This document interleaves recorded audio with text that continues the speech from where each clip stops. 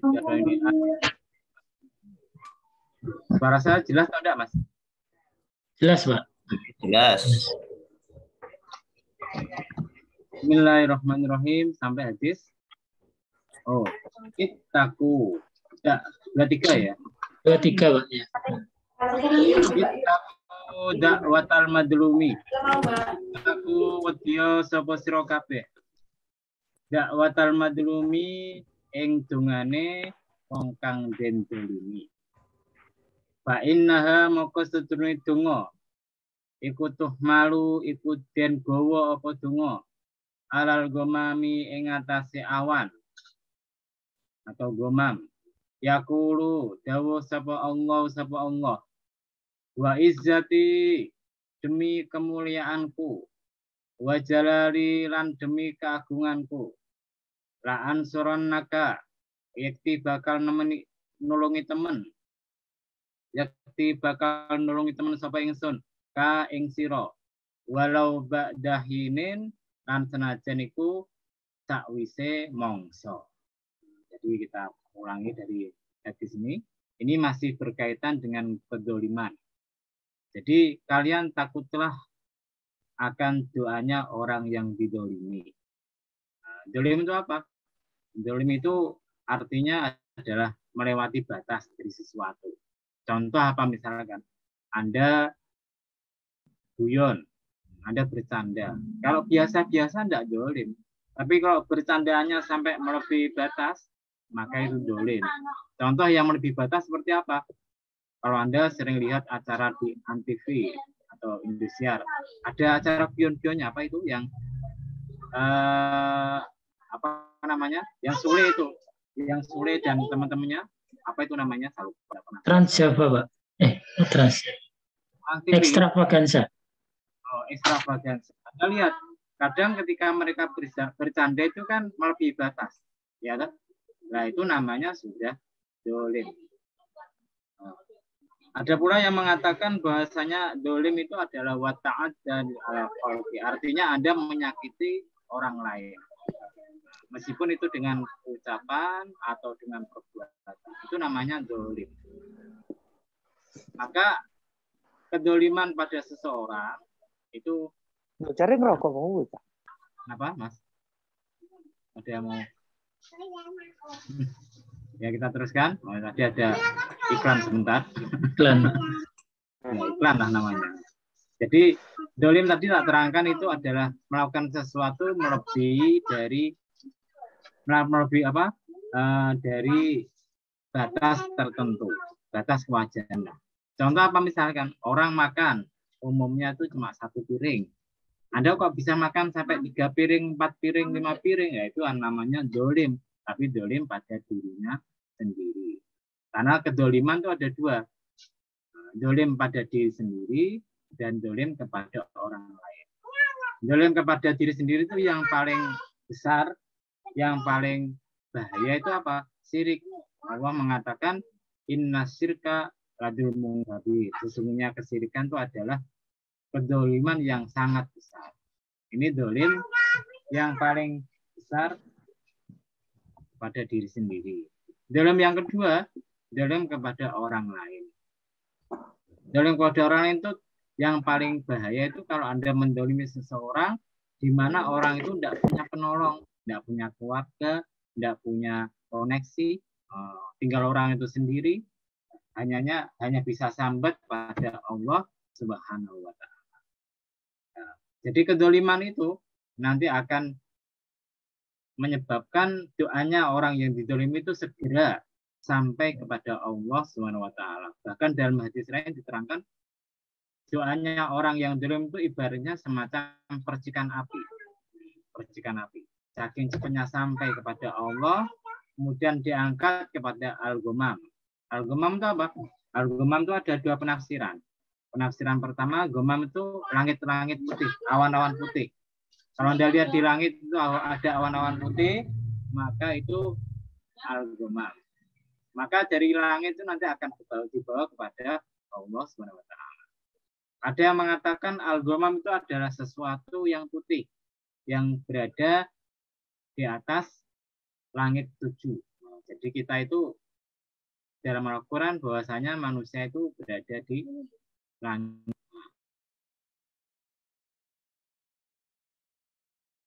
Di bumi dan di langit.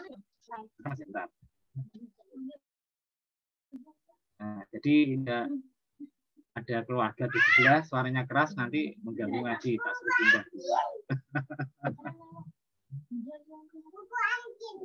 Jadi kita teruskan. Jadi gomam yang kedua, itu adalah sesuatu yang putih berada di atas 7 langit. Maka setelah sampai 7 langit, maka akan sampai pada gomam itu, akan sampai kepada Allah SWT. Nah, di sini salah satu dasar yang digunakan oleh orang-orang Salafi, orang-orang Wahabi yang mengatakan bahwasanya Allah itu berada di atas. Allah itu berada di atas. Apa buktinya? Wong doa saja itu dibawa ke atas sama Allah SWT. Nah, maka Allah itu berada di atas. Karena itu ada namanya dalam mazhab Salafi, pendapat ulama Salafi, namanya Allah itu punya sifatul uluwi. Apa itu? Allah itu berada di atas kita. Dan mereka tidak mengatakan atas itu majas, tapi benar-benar di atas mereka. Benar-benar di atas mereka. Nah, padahal ini bertentangan dengan pendapat ulama Ahlussunnah wal Jamaah. Kenapa? Karena ikut ulama Ahlussunnah wal Jamaah, Allah itu tidak menempati ruang dan waktu. Kenapa semacam itu? Ruang dan waktu itu adalah makhluk ciptaan Allah. Kan nggak mungkin Allah berada di ruang dan waktu, ya kan? Jadi kalau ikut ulama Salafi, Allah itu betul-betul di atas langit. Nah, jadi kita berdoa ya madamnya ke atas. Padahal kalau kita perhatikan ikut ilmu ilmu geografi, ilmu astronomi, bumi kan bentuknya bundar. Nah, ini adalah pendapat mayoritas orang. Tidak hanya orang Islam saja. Mayoritas orang itu berpendapat bumi itu bundar. Cuma ada sebagian orang yang punya berpendapat bumi itu datar. Kalau Anda lihat di internet itu banyak pertentangan. Manakah yang benar, bumi bulat atau datar? Karena kita ini ketika sampai di benua Antartika atau Arktik itu kita akan terhalang sama medan es yang luas, maka kita belum bisa mengitari seluruh bumi. Tapi pakai pesawat bisa. Jadi kata mereka, kalau kita menghadap ke atas, berarti ya buminya datar. Tidak mungkin Allah letaknya di bawah kita. Tapi kalau kita ikut teori bumi itu bulat, namanya atas itu relatif. Kita di Indonesia letaknya di atas. Yang di balik kita itu atas itu, yang menurut kita atas itu bagi mereka bawah. Yang bagi kita bawah itu atas bagi mereka. Karena itu ikut para ulama Ahlussunnah wal Jamaah, hadis-hadis atau Al-Quran yang menunjukkan arah kepada Allah SWT, itu ada dua pendapat. Pendapat ulama dahulu, ulama salaf, kita yakini tapi tidak kita tafsirkan. Kita yakini tapi tidak kita tafsirkan. Kita yakin Allah itu punya wajah. Wajahnya ya tidak ditafsirkan. Wajahnya semacam itu. Allah itu punya tangan. Tangannya Allah ya semacam itu, tidak kita tafsirkan. Ini pendapat ulama salafi. Bukan ulama salafi, ulama salaf. Demikian pula ketika Allah itu berada di atas langit, atas kita tahu, tapi atas yang bagaimana kita tidak tahu. Namanya itu kita sudah pasrah kepada Allah SWT. Pendapat ulama yang kedua, ulama Ahlussunnah wal Jamaah, hadis-hadis atau ayat yang berkaitan dengan arah, wajah dan zat Allah itu kita takwilkan sesuai dengan bahasa. Contoh misalkan ketika kita mengatakan bahwasanya wajah Allah, ya wajah Allah itu maksudnya zat Allah. Zat Allah. Misalkan kita berkata, saya kemarin ketemu sama kalau bahasa Arab itu saya ketemu sama wajahnya Mas Ruslan. Wajahnya Mas Ruslan masa ketemu wajahnya kok enggak sama orang. Yang penting sama orangnya, ya toh. Karena kita menyebutkan sebagian, tapi yang dimaksud adalah zatnya. Demikian ketika bicara tentang tangan Allah. Ya, biasanya kalau tangan itu menunjukkan kekuasaan. Oh, Indonesia itu di tangan menjajah selama berapa ratus tahun, 350 tahun. Berarti tangan itu kekuasaan. Demikian pula ketika Allah itu berada di atas, doa itu disampaikan ke atas kepada Allah Subhanahu wa taala. Ya, atas itu artinya adalah tempat yang luhur, bukan tempat yang istimewa, bukan kemudian berada di atas kita secara hakiki, tidak semacam itu. Maka ini kalau ayat Al-Quran jenis semacam ini namanya ayat mutasyabihat. Kita imani, kita yakini, kita percayai, tapi tidak usah dibahas panjang lebar. Ini ada cerita bahwasanya suatu saat Imam Malik Imam Malik itu sedang ngaji. Salah satunya adalah ayat Al-Quran, Innallaha 'alal arsy istawa. Kemudian ada seorang jamaah bertanya, "Wahai Imam Malik, kemudian kalau Allah itu berada di arsy itu kemudian caranya gimana?" Maka sama Imam Malik berkata bahwasanya bersemayam atau duduk kita tahu. Dan Allah itu duduk di arsy kita pun yakin. Tapi bagaimana caranya? Kita tidak tahu. Bertanya tentang masalah itu adalah bid'ah. Maka kemudian Imam Malik mengusir orang itu dari jamaah. Ini menunjukkan para ulama salaf tidak suka membicarakan tentang ayat-ayat mutasyabihat. Orang yang suka membicarakan ayat semacam itu, ikut Al-Quran itu ada kemungkinan bahwasanya orang itu di hatinya itu ada penyakit di dalam hatinya sehingga suka membicarakan ayat mutasyabihat. Karena yang mutasyabihat, ayat-ayat yang tidak jelas semacam itu, kalau kita terlalu dalam membahasnya, bisa-bisa menyebabkan kekufuran. Karena itu salah satu fakultas namanya di IAIN yang paling berbahaya itu adalah fakultas Usuluddin. Usuluddin itu adalah belajar tentang teologi, tentang ilmu kalam. Kalau bukan lulusan pondok pesantren, tidak punya bekal, masuk pesantren, bisa-bisa Anda tersesat, bisa-bisa Anda keliru. Kenapa?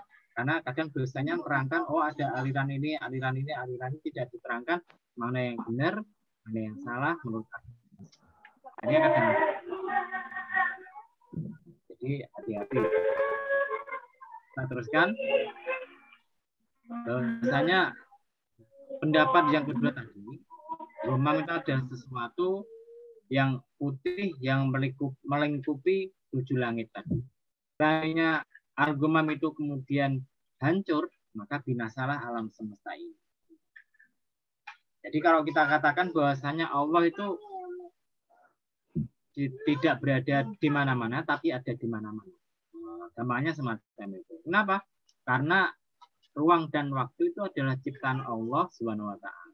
Kalau kita ikut teori fisika yang sekarang, yang paling diikuti oleh para ahli, bahwasanya alam semesta ini tercipta dari ledakan besar, atau teorinya namanya Big Bang. Big Bang itu ledakan besar. Jadi ada suatu waktu, suatu masa di mana tidak ada ruang, tidak ada waktu.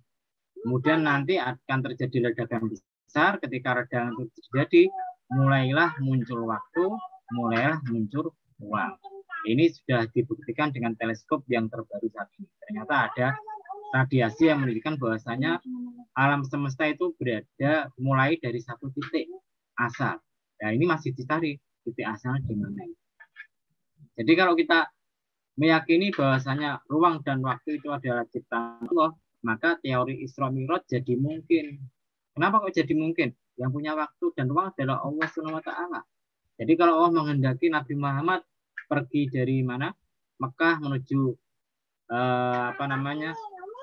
Palestina dalam sekejap mata, kemudian bisa naik ke langit ke atas cuma dalam waktu satu malam saja. Karena ruang dan waktu itu adalah milik Allah yang mungkin terjadi. Kemudian Allah itu menunjukkan adanya naga dan penghuninya, neraka dan penghuninya bisa terjadi. Karena ikut Doraemon kan ada kalau kita lihat film Doraemon kan ada alat untuk melintasi ruang dan waktu. Jadi mungkin terjadi. Mungkin terjadi ikut teori Big Bang. Kita kembali. Kemudian Allah berkata, demi keagunganku dan demi kemuliaanku, aku akan menolongnya meskipun ba'da hinin. Hinin itu adalah waktu yang mutlak, sedikit atau panjang. Contohnya gini. Contohnya ketika Nabi Musa ini bergeten sama tingkahnya Fir'aun, akhirnya Nabi Musa berdoa supaya Fir'aun mendapatkan balasan dari Allah SWT. Jaraan, kemudian Allah mengatakan, wah, doa kamu tak kabulkan. Jadi antara Allah berkata doa kamu tak kabulkan sama peristiwa terjadinya penenggelaman Fir'aun itu jaraknya 40 tahun. 40 tahun. Jadi dikabulkan sama Allah, tapi perlu waktu 40 tahun. Kemudian Anda perhatikan lagi semacam Nabi Zakaria. Nabi Zakaria itu ketika beliau masuk ke dalam kamarnya Siti Maryam. Siti Maryam itu kebetulan adalah saudara ponakan atau saudaranya dari Nabi Zakaria. Ketika ibunya hamil, dia berkata, wah ini anakku lahir tak titipkan di masjid, bukan di masjid, tak titipkan di gereja, di tempat ibadah, supaya bisa ngopeni tempat ibadah tadi. Ternyata lahir perempuan. Kemudian ketika lahir perempuan, akhirnya orang-orang bingung, para pendeta itu bingung, gimana ini perempuan masa dimasukkan ke dalam gereja. Maka kemudian dirapatkan, ternyata diperbolehkan. Ketika diperbolehkan, mereka rebutan untuk milih siapa yang mengasuh Siti Maryam. Akhirnya mereka nulis namanya dalam kertas masing-masing, kemudian dilipat, dilemparkan ke dalam air. Ternyata tulisan yang tidak tenggelam itu cuma satu, punya Nabi Zakaria. Akhirnya kemudian Nabi Zakaria mengasuh Siti Maryam, jika diletakkan di atas tempat ibadahnya, ternyata Siti Maryam dapat kemuliaan dari Allah SWT. Dia bisa mendapatkan buah-buahan yang tidak musimnya. Jadi misalkan sekarang tidak musimnya musim mangga misalkan, sedangkan musim yang lain belum, maka dia mendapatkan buah-buahan yang belum musimnya tadi. Maka Nabi Zakaria ketika lihat itu, dia berkata, wah ini mukjizat dari Allah SWT, karomah. Akhirnya beliau berdoa, ya Allah, kalau gitu saya kasih keturunan, saya dikasih anak. Maka kemudian doanya dikabulkan sama Allah SWT. Doa Nabi Zakaria sampai lahirnya anaknya yang bernama Yahya, itu jaraknya berapa? Jaraknya 80 tahun. 80 tahun. Karena itu, kalau Anda berdoa itu jangan kesusu. Anda baru berdoa 2 tahun, 5 tahun, ya Allah, saya ingin dapat mobil, ya Allah, saya ingin punya rumah besar, saya punya. Ternyata belum dikabulkan Allah. Jangan kemudian ngomong, wah, berulang kali, saya sudah berdoa berkali-kali kok nggak dikabulkan sama Allah. Ya itu berarti Anda tidak yakin pada Allah SWT. Padahal Allah mengatakan, ana indadoni abdi. Saya ini sesuai dengan persangkaan hambaku. Karena Anda sudah bilang gitu, ya tidak dikabulkan sama Allah SWT. Jadi harus sabar. Orang berdoa itu harus sabar. Karena Anda tadi cerita Nabi Musa, jarak antara doanya sama ditenggelamkan Raja Fir'aun 40 tahun, Nabi Zakaria berdoa sampai punya anak itu baru dikabulkan selama 80 tahun baru dikabulkan. Jadi kalau Anda berdoa jangan kesusu. Loh, ini belum dikabulkan, jangan. Semacam saya ini pengen haji, tapi saya tidak tergesa-gesa. Oh ya, ikut istilahnya siapa? Ikut istilahnya Imam Ibnu Athaillah dalam kitab Al-Hikam, Hakim haitsu aqamakallah wala takum haitsu aqamaka nafsaka. Kamu itu bertempatlah di tempat yang sudah disiapkan Allah. Jangan pingin bertempat sesuai dengan nafsu kamu. Kalau kamu belum saatnya haji, ya enggak usah utang-utang bank, utang teman-teman haji, enggak usah. Ya toh, Anda belum mampu. Yang gitu, Pak. Ya semua orang tuh pengen haji, tapi hajinya harus dengan harta yang bersih, harta yang halal. Demikian pula kalau Anda ingin rumah, ya misalkan kalau bisa ya mengumpulkan duit, kalau bisa kemudian barulah beli rumah sesuai dengan uang Anda. Jangan memaksakan diri. Orang yang memaksakan diri hasilnya tidak baik. Dulu ada pedagang nasi goreng. pedagang visioner itu sukses, ngontrak, langganannya banyak, kemudian sampai bisa beli rumah. Ternyata ketika sudah beli rumah, nafsunya mulai main. Wah, rumahnya itu kurang bagus ya. Tak anu aja lah, tak bangun lah. Dia bangun, ngontrak uang dari bank. Nah, ketika minjam uang dari bank. Ketika sudah minjem, ternyata tidak bisa mengembalikan, rumahnya disita, kontrak akhirnya tidak bisa ngontrak lagi. Nah, ini karena dia tidak menempatkan diri sesuai dengan yang ditempatkan Allah, tapi menempatkan diri sesuai dengan nafsu. Semacam kita ini kadang-kadang menang nafsunya daripada pasrahnya kepada Allah Subhanahu wa taala. Kita teruskan. Jadi hinin ini waktu yang mutlak, bisa sebentar, bisa lama. Lamanya pun tidak ada batasannya. Karena Anda harus ingat doanya orang itu dikabulkan kan dulu sudah pernah tak terangkan ada 3 macam. Doa sesuai dengan keinginan, doa diganti dengan yang lebih baik, doa disimpan dijadikan pahala nanti di akhirat. Misalkan Mas Rusuluk ini, ya Allah saya ingin haji atau apa, ternyata tidak dikabulkan Allah tahun ini. Ya mungkin bisa tahun berikutnya, mungkin bisa berapa puluh tahun berikutnya, tergantung Allah Subhanahu wa taala. Tapi yang pasti Allah tahu itu waktu yang tepat untuk Anda. Jadi kok ternyata tidak dikabulkan sama Allah, ya berarti nanti pahalanya disimpan di akhirat. Insya Allah doa itu dikabulkan, tapi sesuai dengan keinginan Allah Subhanahu wa taala. Rawahu riwayatake sapa At-Tabrani sapa Imam Tabrani an Huzaimah bin Sabitin Huzaimah bin Sabitin saking Huzaimah bin Sabit. Nah, cuma sayangnya hadis ini adalah hadis yang lemah. Ya, tapi cuma bisa dipakai sebagai fadhilul amal. Hadis nomor 24. Ittaqu wedya sapa sira kabeh adzulma ing kedoliman. Fa inna dzulma maka setune kedoliman iku dzulmatun iku dadi pira-pira kegelapan. Yaumal kiamati ing dalem dina kiamat. Jadi takutlah kalian akan kedoliman. Karena sesungguhnya dolim itu akan menjadi kegelapan-kegelapan di hari kiamat. Kenapa kok gitu? Orang yang dolim itu berarti dia melakukan maksiat.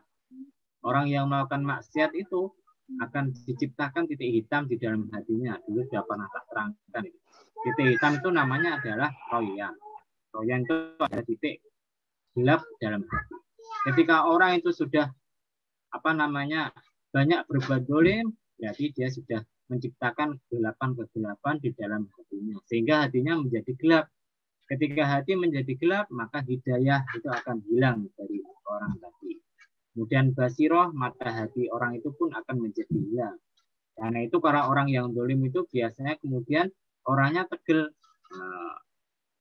Anda punya utang sama orang yang tidak bayar-bayar, langsung carikan tukang pukul, Anda dipukuli. Nah, itu tegel dia. Nah, iya toh? Dolim semacam itu. Kemudian kalau misalkan dia bangun tanah, bangun rumah misalkan, kadang-kadang dolim, tetangga kanan kirinya dimakan tanahnya. Saya dulu punya teman juga, kasihan itu. Teman saya itu punya sawah. Nah, sawahnya itu tidak pakai diurusi, ngurusi tetangganya. Tapi tetangganya pinter. Nah, jadi kan di sawah kan mesti ada tempat jalan itu ya. Tempat jalan bagi orang namanya apa? Saya tidak tahu itu namanya itu. Tempat jalan orang di sawah itu. Apa? Galengan. Ya, galengan. Jadi orang galengannya itu tidak langsung dipindah. Jadi nunggu setahun 2 tahun orangnya tidak tahu digeser. Sama orangnya tadi, sama tetangganya tadi. Lama-lama gesernya panjang. Jadi tanahnya habis. Nah, gitu loh. Ya ini namanya dolim. Nah, orang dolim ya semacam itu. Tegel sama tetangganya. Meskipun itu tanahnya bukan miliknya sendiri. Yang lebih parah lagi, saya itu punya teman ustadz ini. Ustadz ini dapat warisan tanah dari orang tuanya. Nah, karena tidak diurusi sama tetangganya dibangun rumah. Tidak ngomong, tidak permisi sama ustadz tadi. Sampai pertama sederhana, lama-lama jadi permanen. Ya mau diusir gimana, sudah permanen. Ya ustaznya ya bilang, ya sudah gimana lagi, sudah dibangun rumah. Ya tidak dapat ganti apa-apa, kasihan. Nah ini namanya dolim. Orang yang dolim itu hatinya sudah gelap, tidak peduli salah, tidak peduli apa namanya menyakiti orang, ya cuek saja.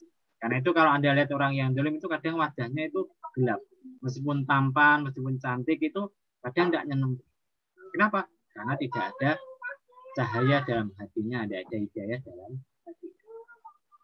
Kemudian gara-gara kedoliman tadi, maka nanti dari kiamat, yaumal kiamati, dari kiamat itu dia akan mendapatkan balasan yang parah.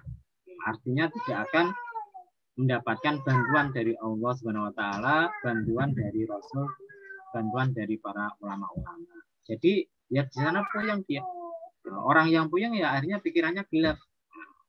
Maka dikatakan kedoliman itu akan menyebabkan kegelapan di hari kiamat karena dia tidak akan mendapatkan pertolongan syafaat dari Rasulullah dan para ulama. Wattaku lan wedya sapa sira kabeh as-suha ing medit. Medit itu suha itu lebih parah daripada bakhil. Orang bakhil itu kikir. Tapi kikirnya masih dalam batas wajar. Ada orang minta tidak dikasih, itu kikir. Anda ada apa namanya orang kesusahan, Anda tidak nolong, itu kikir namanya. Tapi kikir dalam batas yang wajar. Tapi kalau as-suha itu pelit. Tapi pelitnya itu kadang-kadang dolim. Sudah saatnya membayar zakat, dia tidak membayar zakat. Ya toh? Waktunya mengasih apa namanya nafkah kepada istri dan anaknya, dia tidak mau. Nah, itu namanya suhun. Ini penafsiran pertama tentang suhun, yaitu pelit. Pelit, tapi dia dolim kepada dirinya karena tidak membayar zakat, tidak memberi nafkah pada keluarga. Pengertian suh yang kedua, itu pelit, tapi dengan harta orang lain. Maksudnya gimana? Maksudnya misalkan Mas Uluk ini orang kaya. Kemudian ada temennya kesusahan, dibantu duit sama dia. Mas Ruslan yang temennya, duit kok dibagikan, duit kok dikasih-kasih, gak iman-iman. Padahal itu bukan duitnya Mas Ruslan, itu duitnya Mas Uluk. Yang medit tambah Mas Ruslan. Nah itu namanya suhun, pelit dengan hartanya orang lain. Tidak punya harta, tapi pelit. Jadi ini lebih parah daripada bakhil. Bakhil itu pelit tapi ya mutlak.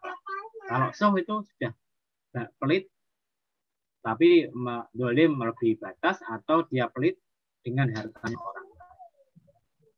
Fa'inna suha maka setune pelit medit ahlaka iku gawe rusak apa suha man ing wong kana kang ana sapa wong qablakum iku ing dalem sadurunge sira kabeh wa hamalahum lan dorong apa pelit hum ing mangkana qablakum ala an safaku ing atase yen to nyilekake numpahake sapa wong akeh mau mangkana qablakum bima ahum ing harta-hartane ing getah-getahe mangkana qablakum wastahallu lan amri halal sapa wong kabeh maharimahum ing pira-pira, ada dua penafsiran ini, ing pira-pira perkara kang den haramake Allah. Ini penafsiran pertama. Penafsiran kedua, maharimahum ing wong wadon wadone mangkana qablakum. Maksudnya gimana? Maksudnya kalian takutlah kepada pelit atau kikir. Karena kikir ini telah menyebabkan kerusakan kepada orang-orang sebelum kalian semua. Dan gara-gara kikir ini menyebabkan mereka itu menjadi saling membunuh. Bahkan bisa menghalalkan perkara-perkara yang haram. Bahkan bisa menghalalkan wanita-wanita mereka. Apa contohnya misalkan? Contohnya misalkan Anda punya anak yang cantik, kemudian ini mau dilamar orang, tapi karena Anda melihat anak yang cantik, mana tak kena wong liya, tak bujuk itu kan enak. Nah, ini namanya bisa menyebabkan Anda menghalalkan perkara yang haram. Karena menikahi anak sendiri tidak boleh. Kan gitu. Atau ketika Anda pelit, nah, misalkan sudah saatnya membayar zakat kok tidak dibayar, maka kemudian kadang-kadang orang-orang itu ketika Anda dirampok atau ketika mereka kepepet, ya bisa jadi Anda yang menjadi sasaran atau target mereka. Nah, ini terjadi pada orang-orang sebelum kita. Mereka itu banyak yang berbuat pelit sehingga akhirnya menyebabkan pertumpahan darah dan bisa menyebabkan mereka melakukan perkara-perkara yang diharamkan sama Allah Subhanahu wa taala. Rawahu riwayatake hadis sapa muslimun sapa Imam Muslim. Jadi ini dari siapa tadinya dulu?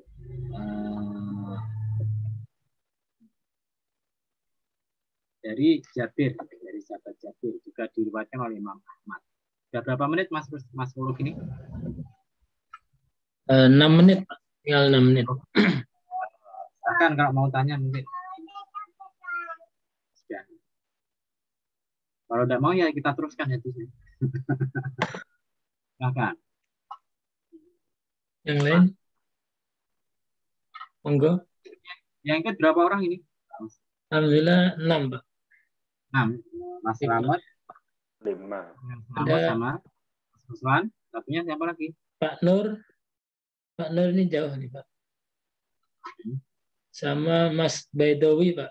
Alumni juga. Mas Baidowi. Ya. Silakan kalau mau Selamat. tanya-tanya, masih ada waktu 6 menit ini. Atau mau kita teruskan ngajinya? Cukup, Pak, mungkin ngajinya. Kalau nggak ada yang nanya, saya nanya. Ya, silakan. Pak, yang zakat itu kan ada 8 asnaf ya. Itu ada fisabilillah, Pak ya. Terus? Pertanyaan saya, kalau fisabilillah itu orang yang maksudnya melakukan kalau dulu apa sih namanya perjalanan gitu, Pak. Oh, fisabilillah, bukan fisabilillah itu Ibnu Sabil. Perang. Ibnu Sabil. Fisabilillah itu Fisabilillah perang. Kalau fisabilillah ya. Kalau yang 8 asnaf itu Ibnu Sabil, Pak ya. Ya, ini Mas Fuluk ya. Ada fisabilillah, ada Ibnu Sabil. Jangan salah paham. Ibnu Sabil itu orang yang dalam perjalanan kehabisan bekal. Tapi ada syaratnya. Syaratnya perjalanannya itu harus perjalanan yang mubah atau sunnah atau wajib. Tidak boleh perjalanan maksiat. Jadi kalau misalkan Anda ke Jakarta, mau ke Surabaya, ternyata saat itu Anda perjalanan untuk bisnis. Ini kan mubah. Maka ketika Anda kehabisan bekal, berhak mendapatkan zakat mal. Jadi masjid atau yang lainnya. Kalau fisabilillah itu, kalau ikut ulama zaman dahulu, fisabilillah itu dibatasi pada orang-orang yang berperang di jalan Allah tapi tanpa dapat bayaran.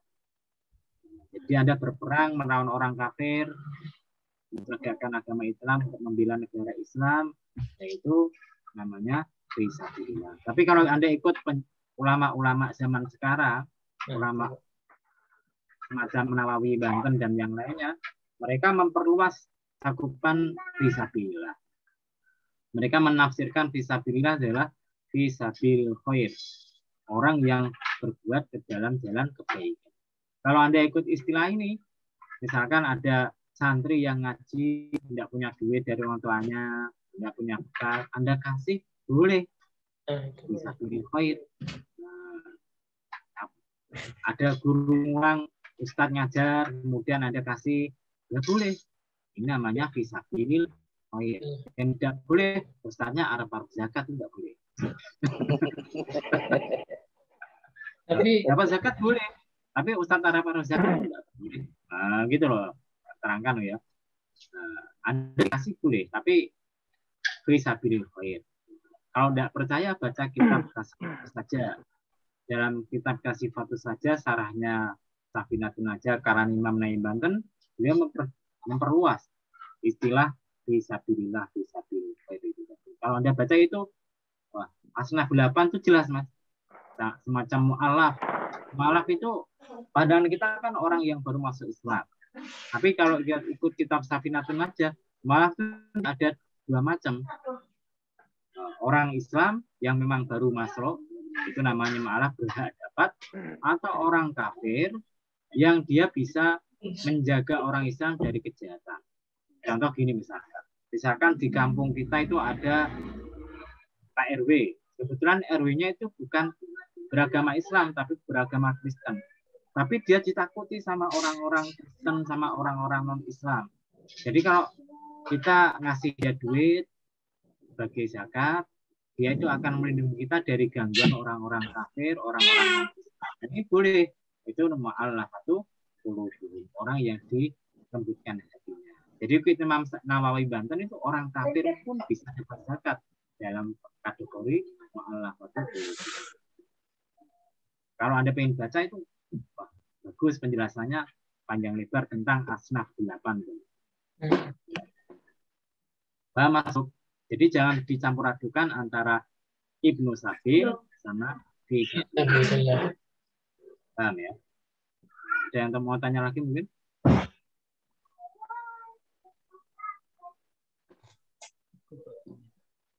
Assalamualaikum.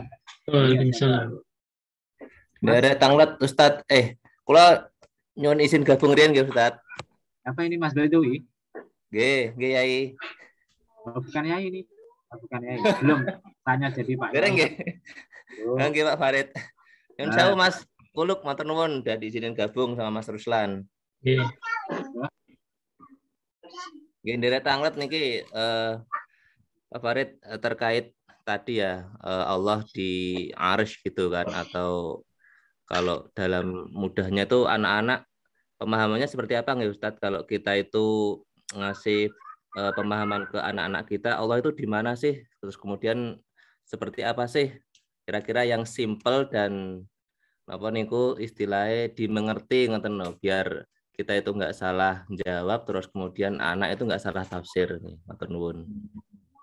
Kita tutup dulu Pak Farid. Habis itu kita buka lagi, waktunya pas. Oh iya, ya tutup dulu Mas. Oh enggak, monggo. Baik.